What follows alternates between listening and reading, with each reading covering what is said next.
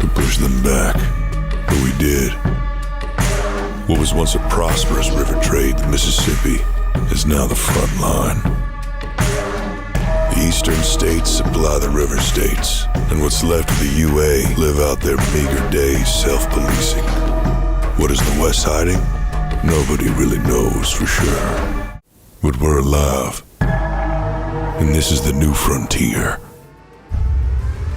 When we last left our troop, they were venturing into New Haven, establishing good relationships with the locals, although some are a little wary about having the UA come into their perfect little New Haven. And yeah, but they're willing to strike a deal if you could work out a favor for them, which involves an incident that they're dealing with as far as some creatures. Marion had agreed in order to bring a couple of her men in order to travel with you up to some salt mines that are across the river into the mountains in the north, which is, to be fair, a good 10-mile hike. You know, it's not right across the river. Before we walk in, before we head out, I should say, I want to go check on Sarah just real quick before we go, because we're probably going to take off early in the morning, and I don't think we're going to have time. I suggest we try and get a few medical supplies while we're here also. We have some cigarettes and other stuff we can trade. If there's anything else anyone doesn't need, let me know now. If you guys want to go and head to the doctor's office and see if you can get anything, I'm going to head over to the fisherman to see if I can barter for some dinner. Ray and Kent, you head into the doctor's office, which is actually still one of the wings of the community center in this old kind of pre-outbreak scenario. It's been one of the few parts that have done extremely well in trying to refurbish it and keep it up. So while it's not as clean as you would imagine a hospital before the outbreak had occurred, they've done a relatively great job. It doesn't have dirt floors. It has worn but clean walls, and you can see that a lot of the orderlies that are keeping track of it, there's not many, one or two, but you find Sarah in one of the small kind of patient rooms, and she's hooked up to an IV, and you can actually hear the beep of a monitor that's keeping track of her pulse and her vitals, you know? And it is just, it's kind of impressive. They have this that out they here. have this kind of stuff, and you meet the tall, kind of burly man who looks like he hasn't had much sleep, but at this point he's just talking to one of the nurses. You seem to be back, not father. Yeah, not father and not mother are here to check on our not daughter. Right, not father, not daughter. Well, we've got her fluid. She's hydrated up, and at this point I feel like she's probably going to make a fine recovery. It was mostly just malnutrition and the dehydration we're worried about, but despite the fact that she smells like she's been living in a pile of trash for weeks, she doesn't have any disease, and she doesn't seem to be carrying any infection with her. Is she awake? No, she's been sleeping literally for the last 12 hours. Thanks for looking after her. Hey, it's what I do. It's a tough job, but it's a tough world. And I have to say, saving little ones' lives feel that much better than some of these other assholes that are sitting around the community. So I'll look after her, okay? Thanks. Let's head back to the rail driver. Yeah, so Band-Aid. Yeah. You're gonna go over to some of the fishermen? Yep. Yeah. So you see a couple of them just scaling it, and God, it's just like a whiz how quick he is with that skinning knife. It's like it does it every day. As he's just whittling away the scales, peeling the bones out, and kind of getting it ready for fillets, just to make it so that most of the people who are doing the home care can actually just cook it pretty easily. So, Hey, that's pretty amazing. Yeah. Any way that we could maybe barter for some of that? I know that we're not part of the community per se, but we're just as hungry as everybody else. Hold on a sec. Hey, Jimmy? He watches like a kind of a tall, bald man with a wife beater and just fish all over the front of him. Kind of like comes up to the front and goes, "Yeah, what's up, Johnson?" Hey, Jimmy, you caught one of those big catfish out today, didn't you? Like one of those big noodling? Did you get some of that done last weekend? Oh, yeah. I caught me a big noodle. What you looking for? You want a piece? You want a dice for it? No. But this UA folk here, yeah, he's looking for some fresh fish tonight. So you wanna trade some of that out? Well, you want me to feed an Easter night with my catfish or my big old fishing dish? Well, What you got, big guy? I heard mention of dice. Are you a gambling man? Yeah, you and the liar's dice? Yep. Let's pop out some dice. You watch as he's like, it's almost like it just appeared out of nowhere as he just pulls to a folding card table and slaps it down. Kind of like wipes some of the fish grime off it as he pulls out a leather cup that he starts shaking it as you can hear the sound of dice inside of it as he pops it down in front of you. So. Lucky Jenny wanders. It's just the sound of dice. She's like, Yes, I can smell it. Yeah, Lucky Jenny wanders over, and immediately she is into this. oh, this is my crack engineer from Stern Industries. Yeah, how are you doing, Lucky Jenny? Great. You mind if I step in? It's been a while. It's kind of an agreement, but if that's okay with you. Is she playing for you? Yeah. You scared? Oh, she's already starting with the talk. All right, girly girl. You got your own dice? Sure do. Hey, why don't we make this more interesting? Oh, I like interesting. We see your noodle, and we're gonna add in a ration slip as well. Ration slip. My ration slip. You want my fish? And you want my dinner? What are you offering up? Well, I've got. You basically pull out a bunch of scavenge that you found during Yeah. the day, and he kind of looks at some of it and is like, oh, looks like a lot of plastic junk. And what about some cigarettes? That I will definitely keep you. Dinner for a pack? Let's do this. Fuck. All right. Oh, come here, sissy. And he goes and grabs the fish and like slaps it down. You know what? I haven't had anyone new to play liar's dice with in like 5 or 6 months. So here. And he watches he's just sloppily just starts skinning it. Oh, good. Just butchering this thing. He's not doing a good job because he's so be drunk. careful with the knife. So he's just kind of lumbering around and oh yeah, I should probably put the glove on. And he watches he puts the chainmail glove on a little bit as he starts hacking at the fish skin. And now that he's got it on, he watches it like clangs against his hands a few times before he gets it together. And he Cigarette ash. and he is falling into the Yep. Oh no, he didn't get the cigarettes. the He didn't get the cigarettes. You know cigarettes. what? Yeah. I take one cigarette out, That's a good and I sport. pass it to Jenny. That's a good I sport. believe we were looking for a little slip of paper too. Yep. And you watch as he just throws a giant fillet down on there, Oh. and then puts the ration ticket just right on top of the fish. So Ugh. Delicious. I'm gonna take the ticket and give it back to the other guy.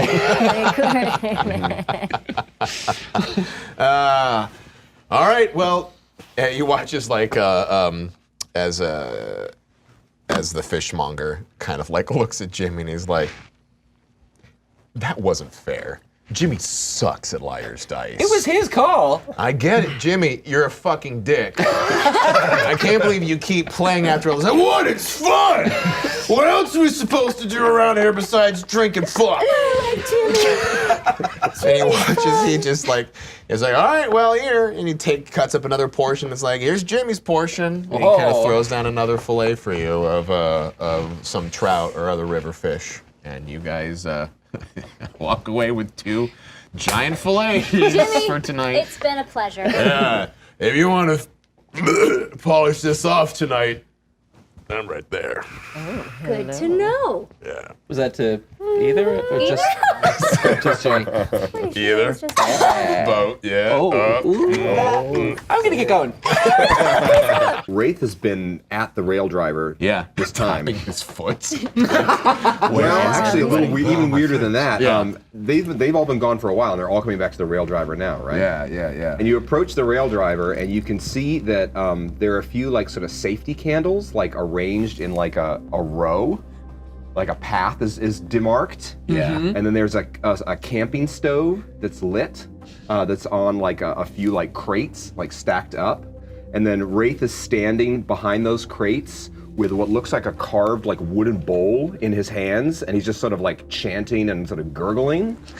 And then there's an arch made of like bracken, like sort of sticks and other things like that. They've been like lashed together with paracord. Awesome. He's made this sort of like arch that goes like over him, is at the head of this path. And he's just standing there like chanting, and his face is like illuminated from below, and it's like his hood is up, and he's just sort of chanting. And he's got this sort of weird bowl of stuff. The door like slams open and light pours through just into Yep. his makeshift ritual space. Yeah. Oh, Jesus. I'm gonna whisper to Stingray. What's up, dude? You have returned. Did we disturb you, or? No. Oh. Your coming was prophesized. What's in the bowl? Blood. Who's?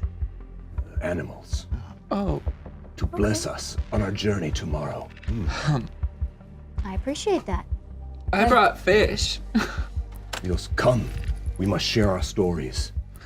Hey, whatever works, you guys. I don't care if we have to swing a dead chicken over our head and throw a pumpkin in the river. If it works, it works. Let's do it. Yeah. Don't give them ideas. What do I do with the fish? Can I put it on the camping stove? Yeah, let's start cooking this. Yeah. Yeah. Wherever you need to. Or will that disturb the ritual? No.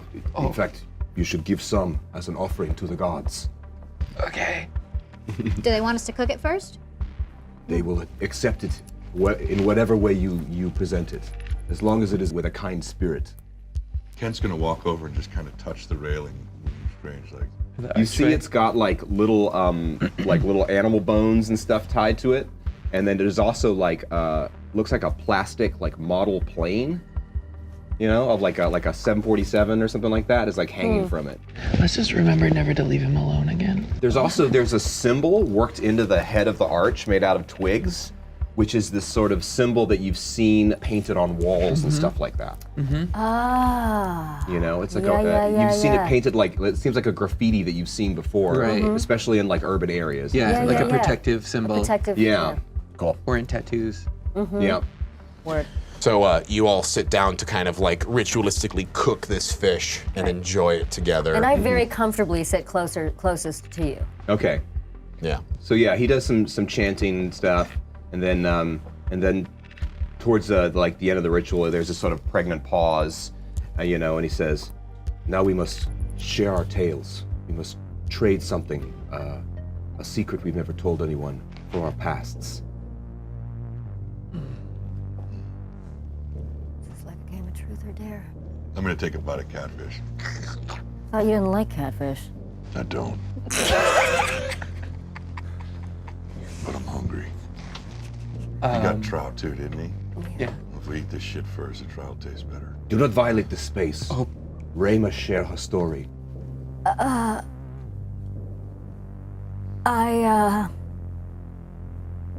wasn't always a sharpshooter. And something I learned along the way. Survival skill, you could call it.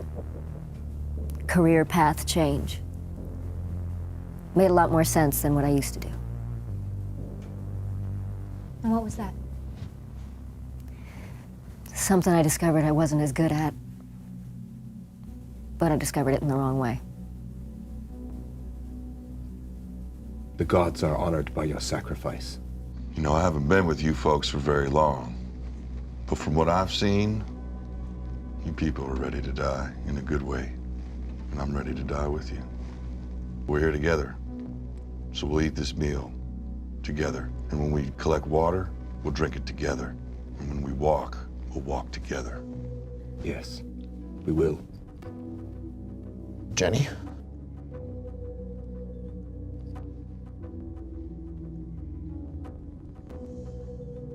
I'm deaf in my left ear. That's it. I don't want to get into that. I'm gonna share something with you guys that I haven't told anybody else out here. I used to be very, very good at video games, and I miss it a lot. I'm gonna punch you. Sarah, I'm telling the truth. Very, very good at video games. We all tell you very vulnerable things, and That was vulnerable. Hey, I got a question. Video games can be very important. I this- enjoyed them too before the fall. Can we ask something? Yes. You know, I know a lot of traditions from all over the world. This one is an amalgam I've never seen before. Is this of your own creation? In a way, but don't all traditions start that way? Yeah, they do. They absolutely do. That's why I'm asking. I've not done this before. I've thought of it, but this is the first time. So thanks for honoring us with that. Wraith, what about you? What's your secret? I let my brother die. I could have helped him. And when our plane crashed, I could have done more to help him. And I didn't. And now I must carry his name as well as my own. How about you have some of this fish with us since we all have got something to mourn right now? Yes. It is an excellent dinner of fish. In fact, it kind of pales into comparison to what Band-Aid and Ray brought out. Duh. But I I put mean- the love into it. This is just. And I overcooked it. I was dealing with Sarah. Oh, okay. But this is fine. In fact, if anything, with a lot of the rations, some of the extra spices and elements that come with Jimmy's part of his dinner, it's kind of almost like a home-cooked dinner, which is nice in your little sleeper quarter that is this part of the rail driver. And it has a homey feeling to it. Your pleasant night leads into a beautiful dawn as the beginning of the new day occurs, which I believe at this point is day 5 of the journey. I think that sounds about accurate. And just so that we're aware, we've made some really good time, like opposing the schedule that was supposed to happen, right? Yeah, I mean, if you had ran this thing hard, pretty much with no stops, you would essentially you could have made it in 4.5 days. Oh, so we're So- just like a half day above that. Yeah, and at this point, and with as much as you've been dealing with, Yeah. I think it's fair. You've also originally, before the Raiders got to it, you originally requisitioned at least 2 weeks worth of food. And you've made some of your own meals in the meantime. So, yeah, not bad. But we're on the morning of day 5 of the Missouri River Runner route. And you come out in order to see Marion and her 2 guard, or her 2 militia, who one seems to be a spry man with bright eyes, cut short hair, and a little bit of a sleeveless tank top that he's wearing loose over a pair of jeans that seem to have like high, knee-high kind of boots. So you could tell he's used to the warm weather, the warm, humid weather. The other one seems to be a little more built as far as climbing a mountain goes. He's got a rugged jacket, as well as an overshirt, and he's carrying a hunting rifle, as well as a backpack with most of their climbing gear. And they seem to be with Marion, who also has her backpack. You could see she's carrying a shotgun, as well as a large combat knife on the side. And she's got boots and straps for days. Everything's completely affixed on her in such a way that it just cuts a striking figure as she stands there tall and lean against the wooden posts of New Haven. She introduces, this is Fillmore, this is Johnson. They're all surprisingly clean though. As far as like Frontier goes, they're not rocking any grizzly beards, and a lot of their hair is actually trimmed back pretty well. They're not, they actually favor a lot of them especially the guys, favor like really tight kind of military style cuts, almost buzz cuts a little bit. Practical. Very practical, yes. So, two practical looking gentlemen. All right, so first thing we have to determine is getting over the water. And there's a bridge about a couple miles up that we sometimes used to go over from where Gasconade is. Or we can take one of our boats across the river. But there's always a chance that we could have a couple of these river runners around, and we usually don't like doing it unless we have to. But if time's of the essence, I'm totally willing to try. Listen, my team is in a bit of unfamiliar territory out here, and we're counting on you to bring us safely over there. I'm in the mood to get in and get out. So at this point, I say we take one of the rafts. You're okay? All right. And near kind of where the rising bank is, you can see that there's a couple of Tom Sawyer style just rafts lift together, just, hitched logs that have been put in with some kind of steering pole that kind of take them down. Are they large enough to fit 8 of us? You can take 2 of them to fit all 8 of you. But yeah, that's going to require 2. And you guys walk about half a mile upstream so that you can ride it down enough to be able to make it over. So it's all load up. Johnson, why don't you take 3 and I'll take 3. Okay? Who's on which raft? On the one raft with Johnson, Yes. it's going to be Ray and Wraith and I. Great. I think. With Johnson. And so Jenny, Kent, and Marion are with Fillmore. And I'm definitely sitting down. Yeah. Yeah. Last time we were on a raft together, it didn't go so well. Very much in the center of the raft. Yeah. Yeah. Although I still brought the same paracord. Oh, good. So Asher, what's it like over in the eastern states? Any word from like St. Louis or Chicago? Well, it's a thriving community, and we're so happy to be able to bring much-needed supplies out here to the frontier. God, man, I have a sister in Chicago. So is everything all right over there? Like no infected? Is it really true that the whole place is infected free? Well, that's what we're here to find out. We want to connect to the Livingston community, and Well, no. I mean Chicago on the eastern side of the river. Sure. Like, is there no infected over there at all? we'll have to see. I'm here to see for myself. That's weird. I thought Chicago's on the eastern side of the river. Oh, So, that Chicago. yes. Yeah. Is there another Chicago I should be aware of? Just a small hamlet out there near Kansas City. New Chicago. New Chicago. Right. Okay. It's just been on the map, and so we were going for it. That's what's okay. in my head. Yeah. But you know what? I love this. I love that we're communicating. We just want to keep an eye on the river, maybe. Right. So at that point, Ray and Wraith make a spot listen check. 1 degree of failure. 1 degree of failure for me too. Okay. At this point, you two are watching like nervously. Yeah. As Not Band-Aid nervous. is- I'm just like, are you fucking kidding Right. me? I'm holding back I'm biting my tongue so hard it's bleeding. No. And as you guys kind of continue to wane down the river, you actually feel a bump against the raft, and it lifts up just ever so slightly. As you hear Marion go, "River runner!" Shit. And you watch as she pulls out, while holding onto the pole, you watch as she pulls out her shotgun, which at this point you can see is actually shot off, and she just pops around straight into the water, and you watch as it just splashes right next to you. Water cascades down on top of you as she yells over, "Johnson, what the fuck are you doing? Pay attention!" Yeah, Johnson. What? Marion! I'm sorry. He continues to try to push with more vigor down along. It's like, I'm sorry, it's all right, it's fine. Did you get it? Yeah, I fucking got it. All right? Just get over across the side. And you watch as you basically continue to push along, and you make it across to the other side of the river. It's not this part of it's pretty thin. It was only about 20 or 25 or so feet. But it banks along the side of the northern side of the Missouri as you unload, and you can see Johnson is kind of like still shaking a little bit, not mostly from being yelled at by Marion, more than just having a river runner bump against the raft. Keep it together. You need you sharp. Yeah, that's right. God, fuck, I don't know why I did that. I've just started to get in good with her, It's like every single time I make something happen and I feel like I'm on the right track, I just fuck it up. I always fuck it up, man.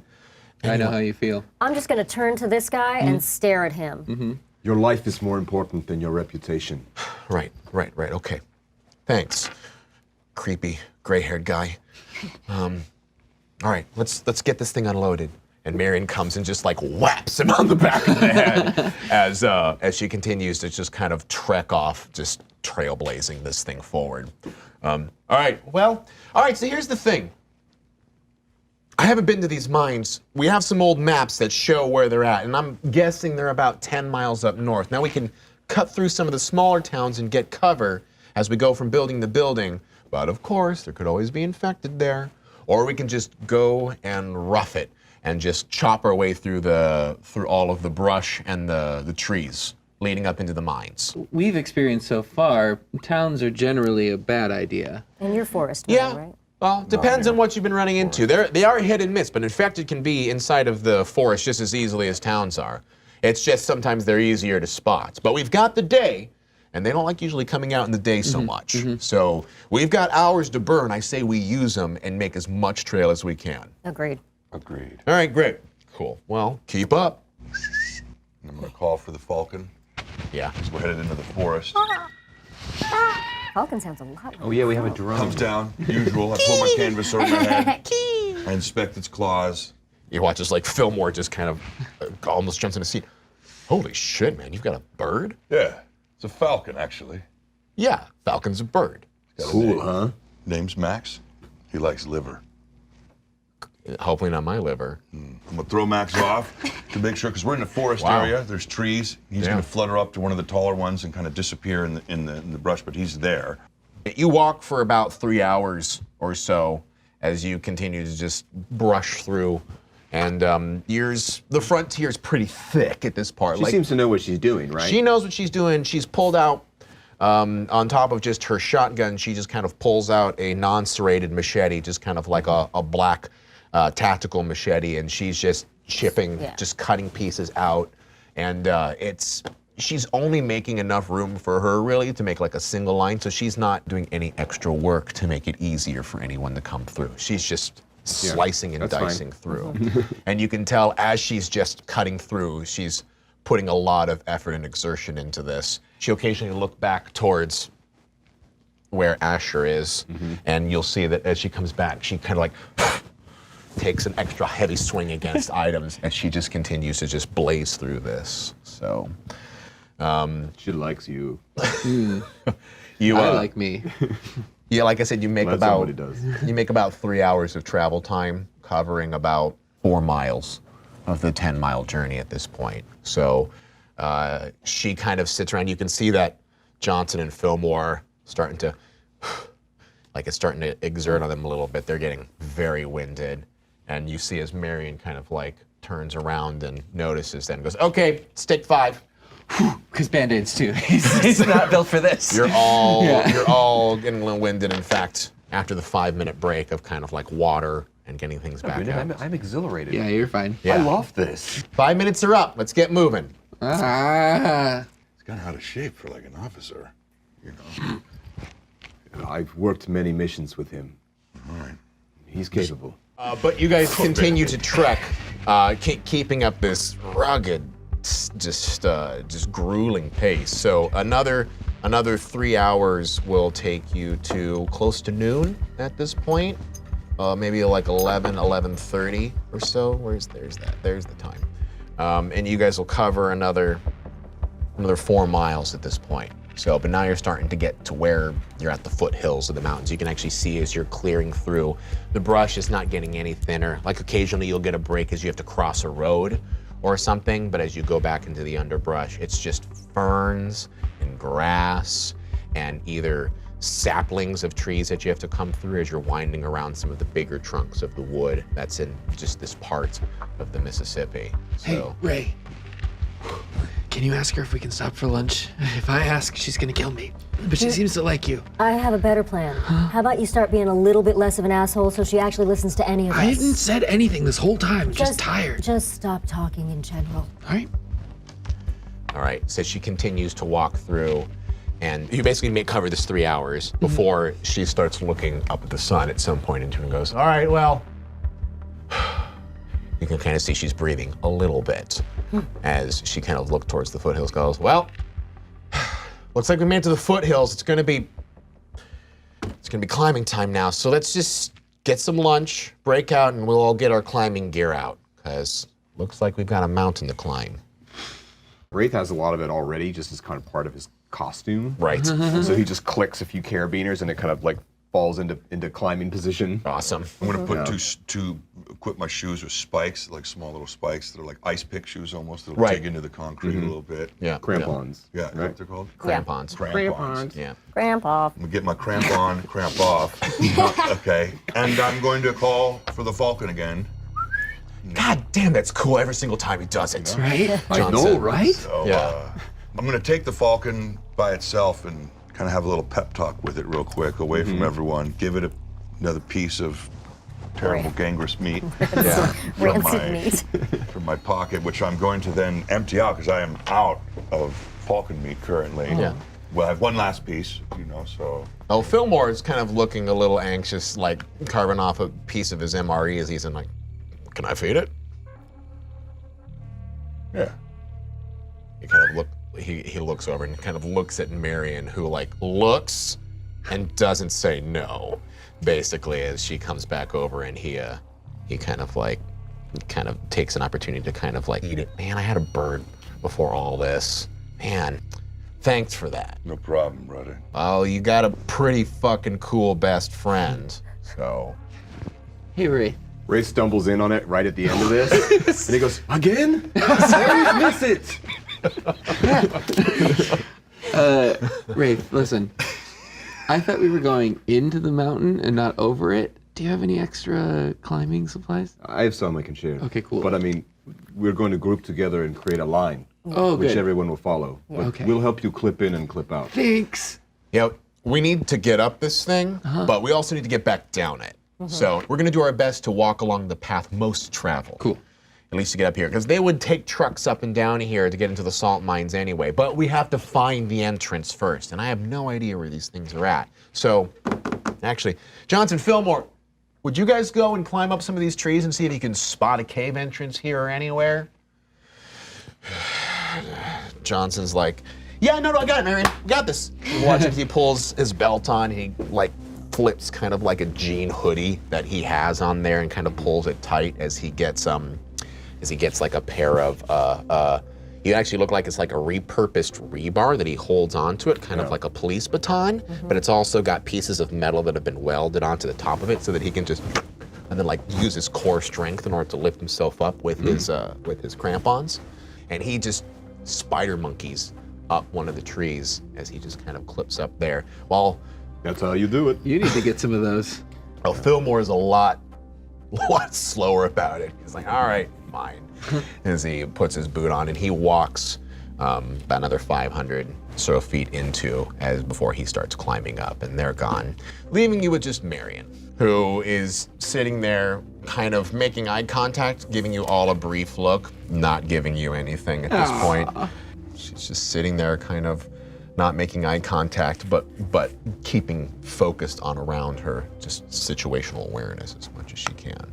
Marion, have you been running security out here for New Haven since you guys been out here? Conversation, is it? Okay. Yes. I've been keeping New Haven safe ever since I was appointed it when my husband died. Sorry. Well, everyone's got someone who's dead. Yeah, we do. Mm-hmm. And hopefully we'll have less today. Do you really think dynamite is something we're going to find up inside of these salt mines? Well, we're hoping to find dynamite and maybe something to make more explosives if we're lucky. Sulfur's been known to lurk in salt mines around these parts. If we can get a handful of that, we got an engineer who might be able to whip some up. And if it's this difficult for us to get to, then it's difficult for everyone else to steal. That's a good point. No, the farther areas tend to be less raided, and no one's been out here for years. So we've covered most of these, but we never even thought about the salt mines. Who's going to? Well, no, actually, it's a lie. We brought down salt from parts of it, but most of it's just deposits, but we just use it to cure the meat. So never really thought about sulfur being in there. Huh. Isn't that what part of gunpowder is? Mm-hmm. Huh. All right. Mental note. Did you find anything? You hear as Johnson wakes up. I think I see something. It's a little overgrown, but it looks like it's some kind of hole in the mountain. There's a road leading up to it. And it's overgrown, but It looks like it was laid out at one point with a tractor. All right, come on down. Let's go take a look at it. You watch as he just kind of puts his climbing gear back into his rope and then just like takes around a well-worn braid, like a cable, and then just kind of like slides down as he just kind of cracks a couple of branches, but makes it down with relative ease. As by the time Fillmore, he looks like he was just about ready to climb a tree when he turns like, oh, good, okay, got it, great, great, great. As he kind of turns around and comes back, meeting up with Marion. All right, where at, Johnson? This way, here, let me take you up. And you begin to kind of cut through and follow Johnson, who is now taking point to this. And where's Marion? Marion is taking up the rear. Basically walk along for another half hour, 45 minutes or so, and you find the trail that Johnson was describing as it seems mostly to just be a little bit of grass that has taken over, because it's a good sign, because even after 15 years of this, it seems to be relatively unsprouted from, and you can clearly see where the dirt is been carved in order to make it part of this like natural foundation. It still takes a while to chug through it all, but eventually you do see what seems to be a fairly open plain of dirt that's been leveled that has a cut into the mountain. And you can see that it would look like what you would expect like a bear cave to look like, but just much bigger. Like it's a good 20-foot clearance up the top and then maybe 30 feet wide, as it just looks big enough to drive very large trucks through if need be. So. Promising. Yeah. I got an idea. Okay. Why don't we send the Falcon in for a little bit, see if there's anything in the first 20 feet of this spot that we can't see. You're making Max a canary in a coal mine? Well, you gotta do what you gotta do. I'm not gonna say no. I'm gonna take a piece of meat. I'm Yeah. gonna throw the last piece I have. Yeah. I'm gonna throw it into the cave. Yeah. Falcon's gonna come down, and as he's swooping down, I'm throwing it in the cave. Yeah. I'm gonna watch him go in. Okay. The Falcon just kind of swoops in, and you hear a thud, boom, as it seems to have slipped in for a moment, and then you hear a small cry like, ah! Shit. I'm gonna walk a little bit closer to the cave and take a step by step and wait. And wait. You're fighting a will battle between wanting to check to see if your Falcon's okay and the practical safety of rushing right into something after hearing a sound like that. And you're veering more on the like, you want to go see what's wrong with the Falcon right now, because it's been a second or two since you heard the thud and nothing's happened. I'm gonna whistle for it again. Man, sucks. The Falcon kind of like starts kind of stumbling out as it's coming out into the light, and you can see it's holding its wing in like a very kind of pattern that's just kind of like it's dragging it a little bit, like it's trying to hold it, but it is definitely walking back towards you, but it's holding its wing in a really nasty way. I'm gonna kneel down and look to see if it's been scratched. No, it looks like it hit something. It hit something? Yeah. Well, you're not flying anymore, little buddy. I'm gonna shine my flashlight to see what I can see in the cave. As you shine your flashlight into the cave, you can see about 10 or 15 feet into the cave, a large metal kind of gate doorway that, you know, is supposed to just protect the mine from animals and things getting inside of it. It seems to be like a locked down, entrance into the mine. Well, it would have helped to know that before we sent him in there. Bandage. Shit. I know you work on people. Do you work on birds? I can take a look at him. It's got a broken wing. You can set it. Set Set it? Yeah, you can set it. And you watch as like Marion kind of like looks at you, and you can see she's watching you work on this bird. You So know? as I'm making the motion and making a splint, and so I just take care of this. He might be better left outside. He's not going to be flying anytime soon. I had a pet bird too, and just comes from handling it. I'm gonna place him off to the side of the tunnel momentarily, and I'm gonna put him in a small little area by a little gathering of rocks, and just kind of lay him there, and kind of move another rock here and there, and the falcon kind of like realizes what's happening and just kind of sits there. It cushions itself to a little Cushions nest. itself to a little nest. Yeah, there you go. While he's doing that, Lucky Jenny walks in and takes a look at this lock. Yeah, it's a grate. Like it has probably a similar fence pattern that's like this. So it's not like a steel door, but you can see going into it that it's pretty open. But this grate is just kind of right there. It's just a key lock. You know, at this point, it doesn't even look like it's a padlock or anything like that. It just looks like it has a pretty simple, iron key tumbler that's inside of it that's used to open it. So it's a pretty old mine.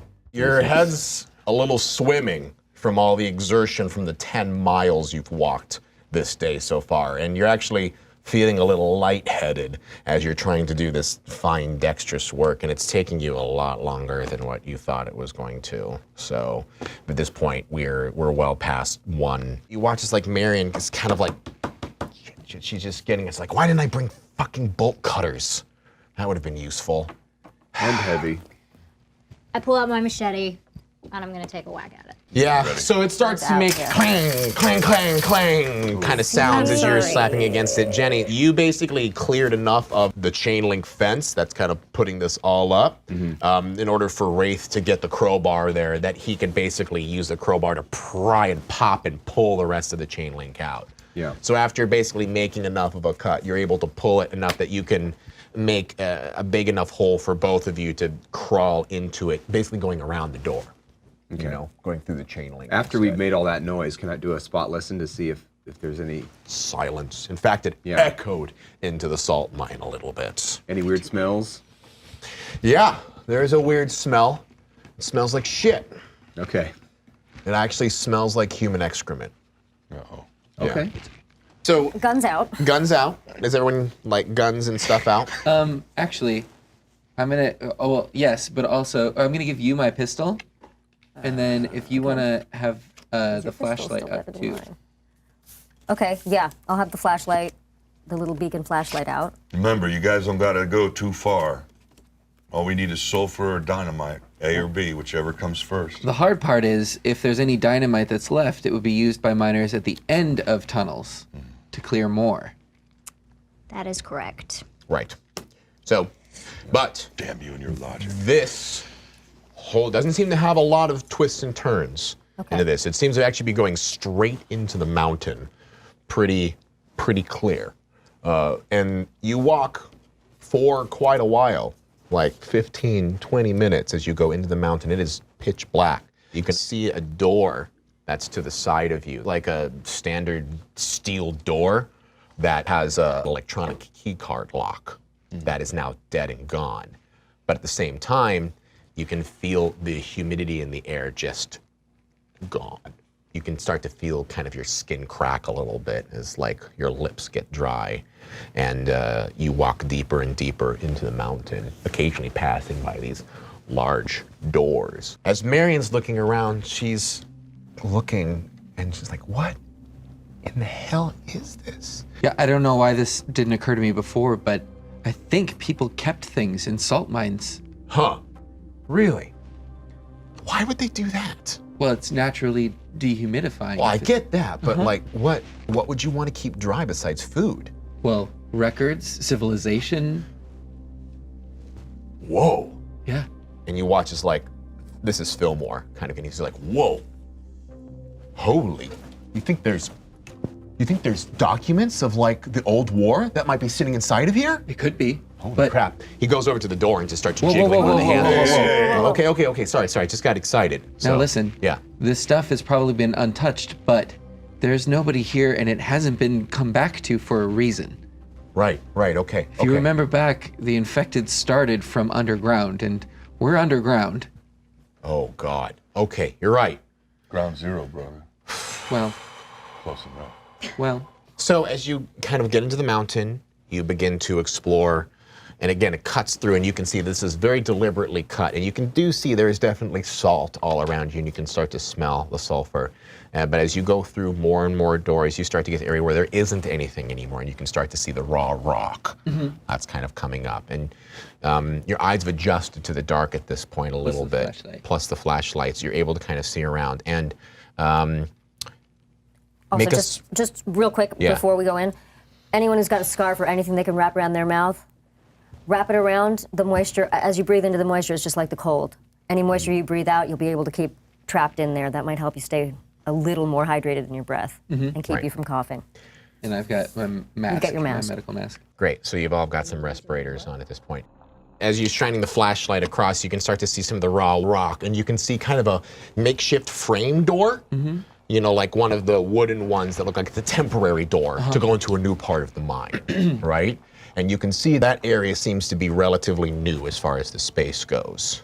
Ray, you kind of peer around and kind of see that there does seem to be some boxes. You can see a lot of the boxes are not labeled. They're broken, they don't have anything on it, but you can see one of them does say danger, high explosives. Hey guys, I think we just hit the jackpot, or at least a tiny little jackpot. It's a small box, but dynamite's not It's a big. good size. So. I mean, it's a good sign.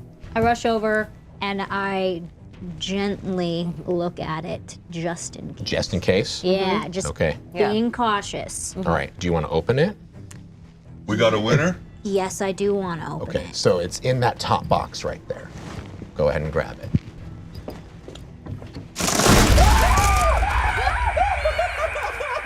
You hear the door break open as you start to see arms just coming through on every side, and you can start to hear the crowds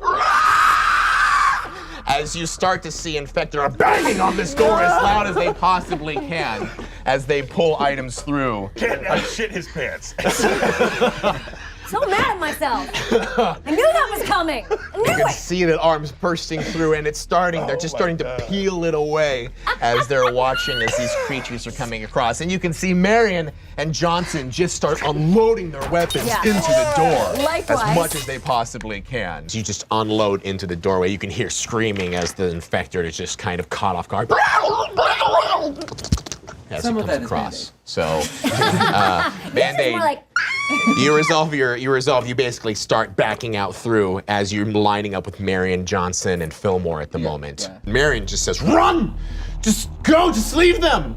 As Johnson and Fillmore just start booking it, just turn tail and fly, as you can start to hear that more of the cries are coming from down the hall, as the door is at this point clear, but you can hear more just echoing.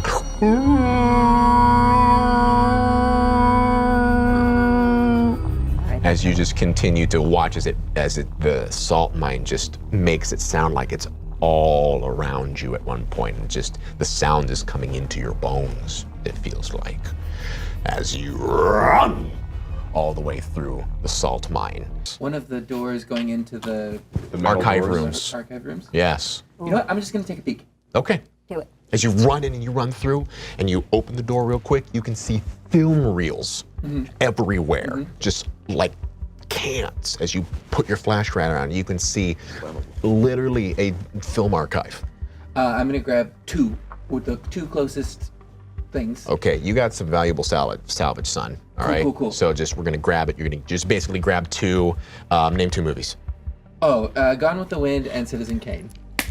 Done. All right. So you grab two of those film reels and you just are holding them now as you're just booking it. You turn around and you just keep running as you as you keep going. But now Marion or actually Fillmore, as he's running with you, he's like, "What is that?" I don't know. Okay. All right. And as he's looking at you, something just comes out from the side and just tackles Fillmore down as he comes down, and you watch as the infected just tears his whole throat out. Oh my God. As he just falls down into the ground, and you can hear him screaming as you continue to run all the way down through into the salt mine, and you can see the small halo of light continuing to get bigger and bigger and bigger as Marion, looking behind you, just doesn't even stop for a beat and just keeps moving as everyone is just running, and you can hear this just continuing to echo behind you as you come out into the open midday air. So, Ray, looks like you have some degrees of success to still resolve out of this. How would you like to do so? Yeah, as I was running, I was able to spin around and keep an eye on whether they're still in pursuit past the daylight area. Right, okay. So as you turn around to see if they're still coming from the salt mine? Yeah. All right. As you're basically moving around, checking your 6 to make sure that there's still nothing coming behind you, you can still see the pale kind of translucent skin of the river runners that seem to be behind you, and they do seem to be moving. Not at a breakneck speed, but they are definitely moving forward in pursuit at this stage. Gotcha. Jenny, get your gun ready. I pull this out. Okay. Pull out the AK-47. All right, you pull out the AK-47. And I'm still... And you guys get to the chain link grate. That is essentially the entrance into the salt mine. As you can see the sun ahead of you. All 5 of you, 6, 7 of you, crawl through the piece of the chain link fence at this point. Marion turns to someone and goes, "Can we button that up? Can we close that?" Yeah, I'm gonna use the pickaxe because it has a crowbar end. Yeah. Try to bend it into place. Okay. Is there anything that we can avalanche down with a shot? Marion looks around and goes, "No, I don't see anything to overhang. Are you sure that's gonna hold? I mean, we just bent that open." Well, it depends on how strong they are. I don't know. I guess we're gonna find out. So shove that in there. All right, let's get down this mountain. I'm gonna grab my falcon the minute I run out, sitting there, swoop him into my jacket. Fillmore. Fuck. Why does it always have to be someone? As she watches, as she basically comes around, and she seems to be walking a bit in circles as she's waiting for you to just kind of jam this thing in there. And she just kind of grabs Johnson and goes, let's go, Johnson. All right, we're taking off. And you start walking down the trail as you can kind of hear the infected. Jenny and I will bring up the rear. Yeah. All right. With our guns. My hands are fiddling because I only have one arm, and I kind of hold the Molotov there, and I light the top of it. I tuck Max in. I say, "You want to see a fire?" And I throw it. The bottle hits the top of the fence, and it ping, ping, ping, ping, ping. It kind of tink, tink, tink, tinks. Whoosh, huge, big pile of flame. You hear the... Yeah, you actually watch as like the fire illuminates the river runners a second, and you watch as they kind of throw their arms up. And the smoke kind of mushrooms up and then peels out through the top of the cave. Okay, as that's happening, I'm still at the gate, and like that took me by surprise. Yeah. I turn around and I grab him. I'm like, "Cool people don't look at explosions," and you gotta go, go, go.